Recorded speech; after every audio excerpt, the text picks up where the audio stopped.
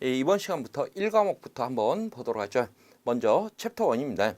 재배의 기원과 현황 했는데, 그러면 과연 이 재배란 뭐냐 해서 재배와 작물의 정의에 대해서 이야기를 하고 있습니다. 재배, 기른다라는 의미예요. 그래서 재배되는 것들을 보면 우리가 이 농업이라고 표현하고 있어요. 업이라는 것은 어떤 의미를 가져요? 이 업이라는 것은 이 경제적 관념이 포함되어 있는 그러한 내용입니다. 다시 말해서 이 농사를 지어서 먹고 사는 것, 이것을 우리가 농업이라고 표현하고, 이 농업의 대상이 단지 식물이냐, 그리고 이 동물도 있죠. 그래서 우리가 이제 농업이라고 얘기를 하면 이 식물을 키우는 것, 이것을 경종이라고 표현하고요.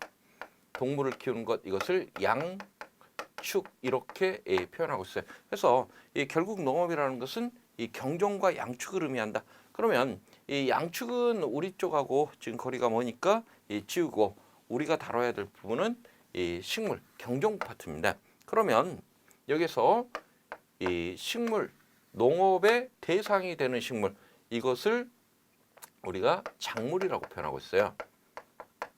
그러면 이 작물은 이 어떤 특징을 가지고 있느냐 하는 얘기예요. 우리 농업의 정의부터 한번 보죠.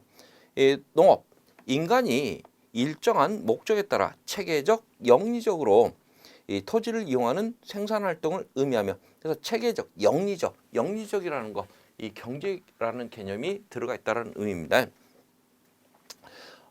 경종과 양축의 유기적 생명체를 이용한 이 경제적 영리를 목적으로 하는 인간 활동의 총칭이다. 재배라는 것은요, 인간이 농지를 이용하여 작물을 기르고 수확하는 경제적 행위, 이것을 우리가 재배라고 표현하고 있습니다. 그래서 재배의 대상이 되는 것, 이것을 작물이라고 표현했고, 이 작물을 다른 표현으로 재배 식물이라고 이야기를 합니다.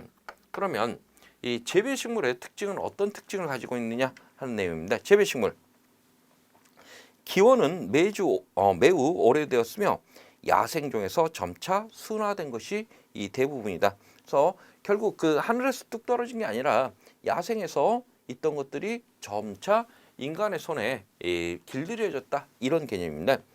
야생식물을 기르는 일에서 농경은 시작되었으며 그중 이용성과 경제성이 높은 식물을 재배식물이라며 또 농업상 작물이라 한다. 그래서 결국 우리가 어떤 작물을, 그러면 이제 최초의 그 인류는 야생 상태로 있던 것들을 점점 기르기 시작했어요. 어떤 거 기를까요?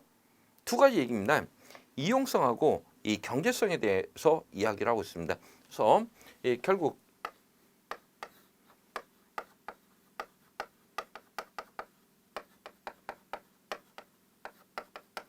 이렇게 인간의 이용 목적에 알맞은 그러한 식물, 그리고 이 경제적으로 가치가 있는 식물, 이러한 식물을 우리가 점차 인간이 인위적으로 기르기 시작하는 것, 이러면서 재배 식물이 성립이 하게 됩니다.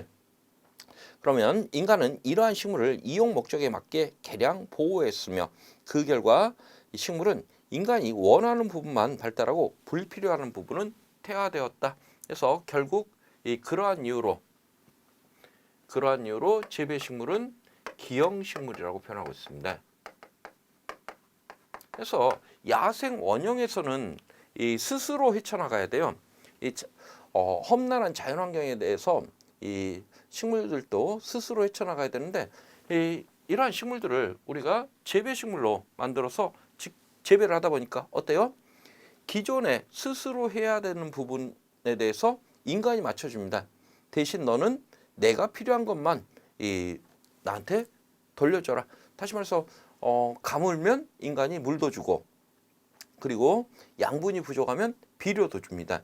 대신 쌀을 우리가 벼를 키운다 하면 너는 나한테 이 쌀을 많이 공급하면 그것으로 너의 목적은 다 된다. 대신 너가 살아가는 데 필요한 다른 것들은 내가 대신해 주겠다. 인간이 대신해 주겠다. 그러다 보니까 이 불필요한 부분들, 인간한테 불필요한 부분들은 점차 없어지고 인간한테 필요로 하는 부분, 벼 같은 경우는 쌀알이 많아지고 쌀알이 커지고 이러한 부분만 이상 발달해서 이 결국 기형식물이라는 표현을 쓰고 있습니다.